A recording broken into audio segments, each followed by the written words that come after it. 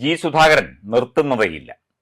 G സുധാകരനെ ചൊറിഞ്ഞാൽ പണി വരും എന്നുള്ളത് ഞങ്ങളും കഴിഞ്ഞ ദിവസം പറഞ്ഞതാണ്. പണി വന്നുകൊണ്ടേയിരിക്കും. ജി സുധാകരൻ പറയുന്നത് ഫാക്റ്റുകളാണ്, യാഥാർത്ഥ്യങ്ങളാണ്, സത്യങ്ങളാണ്. CPM ഇല്ലാതെയായിരിക്കുന്നു. കമ്മ്യൂണിസ്റ്റ് പാർട്ടി എന്ന പേര് മാത്രമേ ഉള്ളൂ. കമ്മ്യൂണിസമില്ല, മാർക്സിസമില്ല, ഒത്തൊരുമയില്ല, സംഘടനാ സംവിധാനമില്ല. ആകെയുള്ളത് ഒരു പിണറായി വിജയനും ഒരു MV ഗോവിന്ദനും ഒരു KK രാഗേഷും അവരുടെ കൂടെ നിൽക്കുന്ന കുറച്ച് ആളുകളും മാത്രം.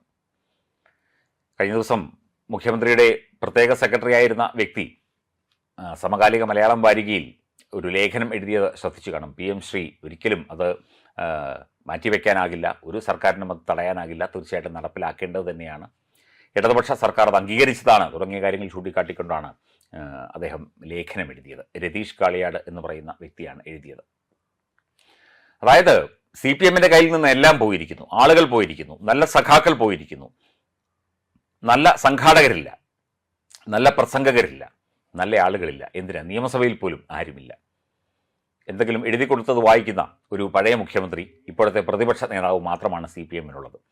അതുപോലെ ജി സുധാകരൻ ഒരു കാര്യം കൂടി പറഞ്ഞു. ജി സുധാകരൻ്റെ മകൻ്റെ സ്വത്ത് വിവരങ്ങൾ തെരഞ്ഞെടുപ്പ് സമയത്ത് വെളിപ്പെടുത്തിയില്ല എന്ന് അമ്പലപ്പുഴ മുൻ MLA ആയിരുന്ന H. സലാം പറഞ്ഞതായി അദ്ദേഹം പറഞ്ഞു.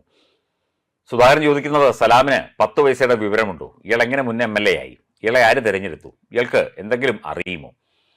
ജി സുധാകരൻ്റെ മകൻ വിവാഹം കഴിച്ച് വേറെ കുടുംബമായി മാറി താമസിക്കുന്ന വ്യക്തിയാണ്. അദ്ദേഹത്തിന് ഗൾഫിൽ ജോലിയുണ്ട്.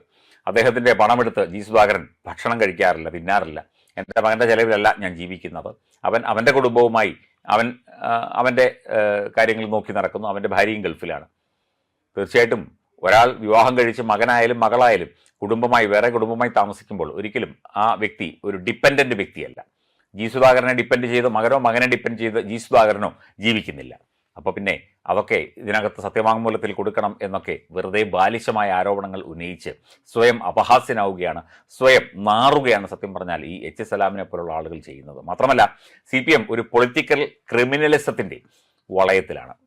ചില പേരുകളും അദ്ദേഹം പറയുന്നുണ്ട്. സജി ശ്രീയാൻ്റെ പേര്, നാസറിൻ്റെ പേര്, സലാമിൻ്റെ പേരൊക്കെ തന്നെ പറയുന്നുണ്ട്. MV ഗോവിന്ദനും അതുപോലെ പിണറായി വിജയനുമൊക്കെ ഇവരുടെ കൂട്ടാണ്. അപ്പം അവരും ക്രിമിനലുകൾ തന്നെയാണ് എന്ന് പറയാതെ പറയുകയാണ് സുധാകരൻ. പൊളിറ്റിക്കൽ ക്രിമിനലിസം ആണ് CPMൽ വളർന്നു വരുന്നത്. ഇത് പാർട്ടിയല്ല, ഇത് സംഘടനാ സംവിധാനമല്ല, ഇത് ജനകീയമായ ഒരു പ്രവർത്തനമല്ല, ഇത് ഒരു രാഷ്ട്രീയ പാർട്ടി എങ്ങനെ പ്രവർത്തിക്കരുത് എന്ന രീതിയിൽ പ്രവർത്തിക്കുന്ന ഒരു പാർട്ടിയാണ് എന്ന നിലയിലേക്കാണ് സുധാകരൻ ഈ അഭിപ്രായങ്ങൾ ഉന്നയിക്കുന്നത്. തീർച്ചയായിട്ടും അതുതന്നെയാണ് സത്യം എന്ന് പുറമേ നിന്ന് നോക്കുമ്പോൾ, റിപ്പോർട്ടുകൾ കാണുമ്പോൾ, വാർത്തകൾ കേൾക്കുമ്പോൾ, CPMലെ പ്രശ്നങ്ങൾ മനസ്സിലാക്കുമ്പോൾ നമുക്ക് അറിയാൻ സാധിക്കുന്നുണ്ട്. സുധാകരനെ ചൊറിഞ്ഞ് വീണ്ടും വീണ്ടും പ്രശ്നങ്ങൾ ഉണ്ടാക്കാനായിട്ട് ഈ ആലപ്പുഴ ജില്ലയിലെ വിവിധ നേതാക്കൾ ശ്രമിച്ചുകൊണ്ടിരിക്കുകയാണ് എന്നാണ് അറിവ്. സജി ചെറിയാൻ ഈ വിഷയവുമായി ബന്ധപ്പെട്ട് വലിയ പ്രതികരണമൊന്നും ഇതുവരെ നടത്തിയിട്ടില്ല. കാരണം സജി ചെറിയാൻ എന്തെങ്കിലും പറഞ്ഞു കഴിഞ്ഞാൽ സജി ചെറിയാൻ്റെ പഴയ കഥകളൊക്കെ തന്നെ സുധാകരന് നന്നായിട്ടറിയാം. അതൊക്കെ തന്നെ എടുത്ത് ജഗഞ്ഞ് പുറത്തിടും. അതൊക്കെ വലിയ പ്രതിസന്ധിയിലേക്ക് പാർട്ടിയെയും സജി ചെറിയാനെയും അതുപോലെ മറ്റ് പ്രവർത്തകരെയും ഒക്കെ തന്നെ കൊണ്ടുചെന്ന് എത്തിക്കും. പിണറായിയും ഗോവിന്ദനെയും വരെ കൊണ്ടുചെന്ന് എത്തിക്കും.